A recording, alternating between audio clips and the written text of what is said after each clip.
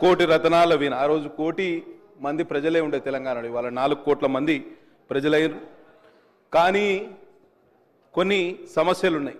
కొన్ని వెనుకబడ్డ ప్రాంతాల మీద తీవ్రమైన వివక్ష చూపిస్తుంది ప్రభుత్వం అనేది నేను చెప్పదలుచుకున్నా. దాంట్లోకి తర్వాత పోతగాని మనం మన సంస్కృతికి అద్దం పడుతూ ప్రశాంత వదనంతో మెడకు కంటే గుండు పూసల హారంతో చెవులకు బుట్టకమ్మలతో ముక్కు పుడకతో తయారైంది తెలంగాణ తల్లి అని చెప్పుకుంటున్నారు. నేనేమంటున్నా అంటే మీరు హామీలు ఇచ్చారు, చాలా హామీలు ఇచ్చారు. కళ్యాణ లక్ష్మి సందర్భంగా తులం బంగారం కూడా ఇస్తామని మీరు హామీ ఇచ్చారు. ఒకవేళ మీరు అంటే నేను ఎందుకు చెప్తున్నా అంటే సరే ఓకే ఓకే మీకు అది ఇష్టం లేదు, ఓకే పక్కన పెడతా, వేరే విషయం మాట్లాడదాం, పక్కన పెడదాం. నేను I don't want to yield అధ్యక్ష దాంట్లోకి పోదలుచుకో. సరే సరే I can control my self. మేమేం ఆశించినామంటే 10 సంవత్సరాల్లో టీఆర్ఎస్ ప్రభుత్వ పాలనలో తెలంగాణ రాష్ట్రం చిన్నాభిన్నమైంది, ఆర్థికంగా విధ్వంసానికి గురైంది, అందరం ఒప్పుకోవాల్సిన విషయమే కదా. కానీ ఈ సంవత్సర కాలం పాటులో ప్రక్షాళన జరుగుతుంది, రిపేర్ జరుగుతుంది, ఓవర్హాల్ జరుగుతుంది అని ఆశించినాం.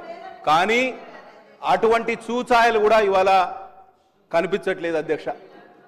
కాబట్టి తప్పకుండా ఈ విషయంలో మీరు ఇక్కడనే ఆగిపోవద్దు, కనీసం మీరిచ్చిన హామీలకు కట్టుబడి ప్రక్షాళన దిశగా మీరు ముందుకు పోవాలని నిండు మనసుతో కోరుకుంటూ, ఇంకొక విషయం అధ్యక్ష, ఇవాళ సోనియా గాంధీ గారి జన్మదినం డిసెంబర్ 9 నాడు తెలంగాణ తల్లి అవతరణ దినోత్సవం అని చేస్తున్నామని అన్నారు.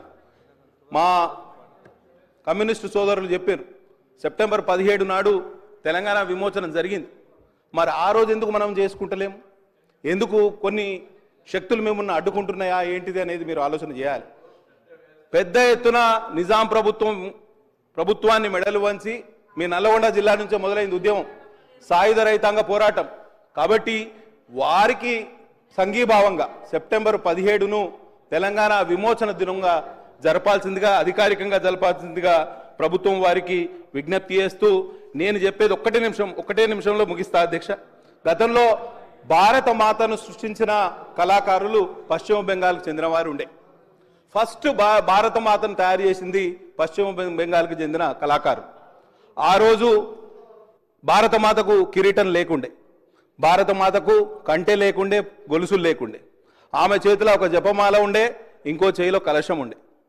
తర్వాత నెహ్రూ గారి ఆధ్వర్యంలో తర్వాత పెద్ద ఎత్తున కాంగ్రెస్ పార్టీ యొక్క ఈ ప్లీనరీ సమావేశాల్లో కొత్త భారతమాత కొత్త విగ్రహానికి వారు రూపకల్పన చేశారు.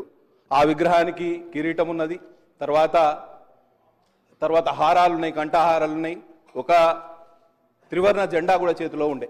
కాబట్టి ఆ విధంగా నడిచింది. అప్పుడేమో ఆ విధంగా ఆలోచన చేస్తే ఇప్పుడేమో మనం ఉల్టా ఆలోచన చేస్తాను. తెలంగాణ ఇవాళ టీఎస్ నుంచి టీజీకి మార్చిండ్రు అధ్యక్ష. ఇవాళ టీజీకి మార్చిండ్రు, తెలంగాణ విగ్రహాన్ని మారుస్తున్నారు. కేవలం విగ్రహాలు మార్చడం వలన లేకపోతే పేర్లు మార్చడం వలన మనం ముందుకు పోతానం అనుకుంటే మనం తప్పు చేసిన వాళ్ళం అధ్యక్ష. కాబట్టి తప్పకుండా మీరు నిజంగా ప్రక్షాళన చేయాలనుకుంటే 4 కోట్ల తెలంగాణ ప్రజల బతుకులు బాగుపరిచే ఏర్పాటు చేయండి. కాబట్టి విగ్రహం అనేది గతంలో లేదు, అధికారికంగా మార్చడమే తప్పుడు ప్రచారం చేయొద్దని గౌరవ సభ్యులు కోరుతాను. నూతనంగా తెలంగాణ ప్రభుత్వం పక్షాన అధికారికంగా శాసనసభ ద్వారా తెలంగాణ సచివాలయంలో పెడుతున్నటువంటి విగ్రహం ఇది. మార్చడం అవును. ఆనాడు తెలంగాణ ఉద్యమంలో మీరు మాట్లాడేటప్పుడు ఎట్లా మాట్లాడాలంటే టీజీ అని ఉంటే గుండెలల్లా టీఎస్ అని రాసుకుని తప్పు, మీరు మార్చడం సక్రమంగా ఆమోదించి ప్రశంసించారు, అది తీసుకొని మళ్ళీ మార్చడం అంటారు.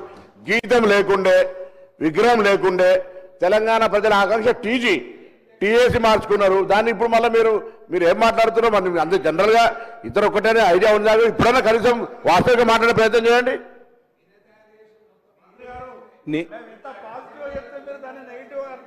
మిమ్మల్ని అప్రిషియేట్ చేస్తున్నాం. కేవలం ఒక సంవత్సర కాలం పాటులో మీరు చేసిన తప్పులను సరి చేసుకోకపోగా ప్రజలకు మీరు విషయాలను గౌరవ మంత్రివర్యులు శ్రీ దామోదర్ రాజనరసింహ గారు. సార్ ఒకటే నిమిషం కన్క్లూడ్ చేస్తా.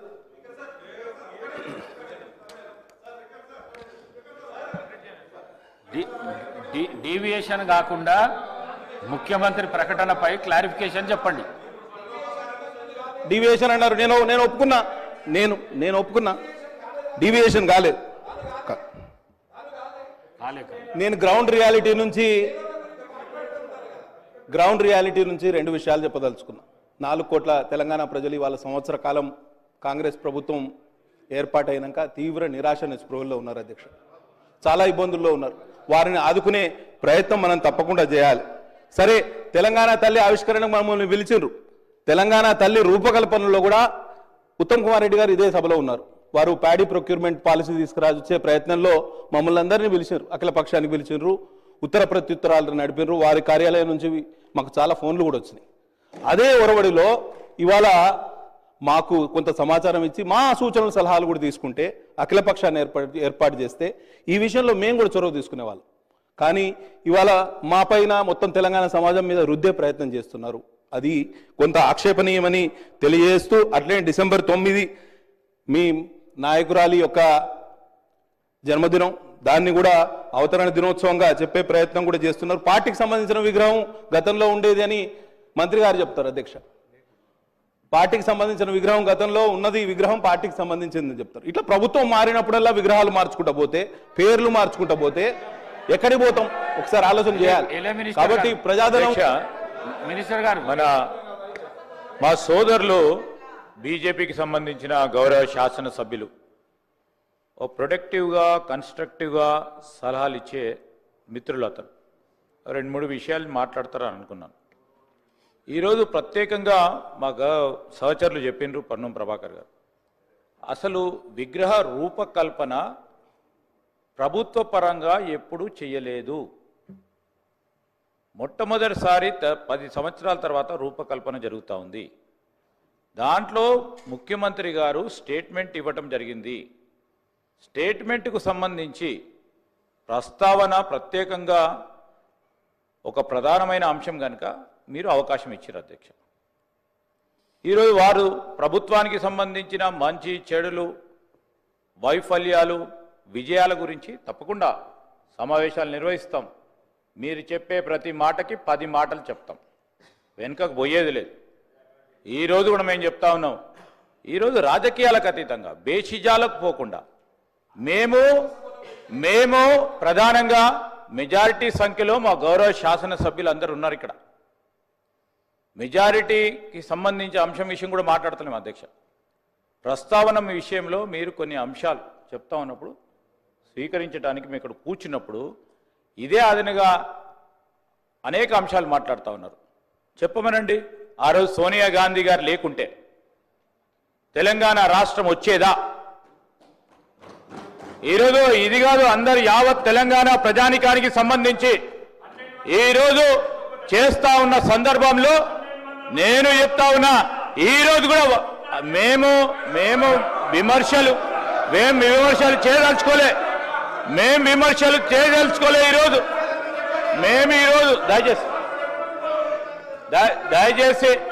దయచేసి ఈరోజు బేషిజాలకు పోకుండా మేము ఒక పాజిటివ్ ఎన్వైరన్మెంట్లో తెలంగాణ రాష్ట్ర ప్రజలకు సంబంధించిన విగ్రహ రూపకల్పనపై మేము సిపిఐకి సంబంధించిన గౌరవ సభ్యులు కానీ బీజేపీకి సంబంధించిన గౌరవ సభ్యులకు సంబంధించిన అంశం విషయంలో వారి ప్రస్తావన విన్నాం అధ్యక్ష. మా డాక్టర్ గారు, నేను మీ గురించి మాట్లాడతలేదు, డాక్టర్ గారు చాలా సందర్భాల్లో కూడా ప్రస్తావన తీసుకొచ్చినప్పుడు మంచి సలహా ఇస్తాడు, సూచనలు చెప్తాడు. ఎందుకో డివేట్ అయిండు, ఆ విధంగా డివేట్ కాకుండా, ఎందుకంటే ఇది first time legislator. My request sir, ఈరోజు నేను ఈరోజు చెప్తా ఉన్నా ప్లీజ్ సార్, ఈరోజు ఒక్క నిమిషం, ఈరోజు మేము ప్రస్తావన చేస్తా ఉన్నాం అధ్యక్ష. రేపు మన కల్చర్కు సంబంధించి, మన సంస్కృతికి సంబంధించి ప్రతిబింబించే ఒక అంశాన్ని, తెలంగాణ యావత్ జాతికి సంబంధించిన అంశం, చరిత్రలో నిలిచిపోయే ఈ అంశంపై వారు కూడా ప్రస్తావన చేయాలి, వారి ఆలోచనలు కూడా ఈ సభా రికార్డులో ఉండాలి, ఈ రాష్ట్ర ప్రజలందరూ కూడా వినాలి అనే ఉద్దేశంతోనే మీరు వెంకటరామరెడ్డి గారు పెద్ద హృదయంతో ఈరోజు అవకాశం ఇచ్చిండ్రు, కాదంటలేం. ఈరోజు మేమేం చెప్తా ఉన్నాం, దేశీజాలకు పోకుండి మీరు చెప్పే ప్రతి అంశంపై తప్పకుండా మేము ఈరోజు అభయం ఇస్తా ఉన్నాం, మేమిచ్చే అభయం ఇస్తా ఉన్నాము. మేము మీరు అడిగే ప్రతి ప్రశ్నకి ఈ సందర్భంలో కాదు అధ్యక్ష, ఈరోజు ఈ సందర్భంలో కాదు, మేము వారు అడిగే ప్రతి ప్రశ్నకి జవాబుదారితనంగా మేము అధికార పక్షంలో ఉన్నాం, సభా సమావేశాలు జరుగుతూ ఉన్నాయి. వారు వేసే ప్రశ్నకు కానీ షార్ట్ నోటీస్ ద్వారా కానీ షార్ట్ డిస్కషన్ ద్వారా కానీ ఇతర రూపంలో వస్తే మా సహచర మంత్రివర్గ సోదరులతో పాటు మేము ఖచ్చితంగా కూడా సమాధానం చెప్పడం జరుగుతుంది. ఓపికతో ఉండండి అని కోరుతా ఉన్నాం. ఇంకా రాబోయే ఇప్పుడు సెషన్ నడుస్తూ ఉంది, సెషన్కు సంబంధించి ముందుకు తీసుకెళ్లే ప్రయత్నంలో ముందుకు సాగుతా ఉన్నాం. నేను దయచేసి గౌరవ శాసనసభాపతి గారిని కోరుతా ఉన్నా, మీరు చాలా మంది సభ్యులు ఈ ప్రస్తావనలో పాల్గొనాలని ఆసక్తి చూపెడతా ఉన్నారు, దయచేసి వారికి కూడా అవకాశం ఇవ్వాలని కోరుతా ఉన్నాను. డాక్టర్ రామచంద్ర నాయక్ గారు.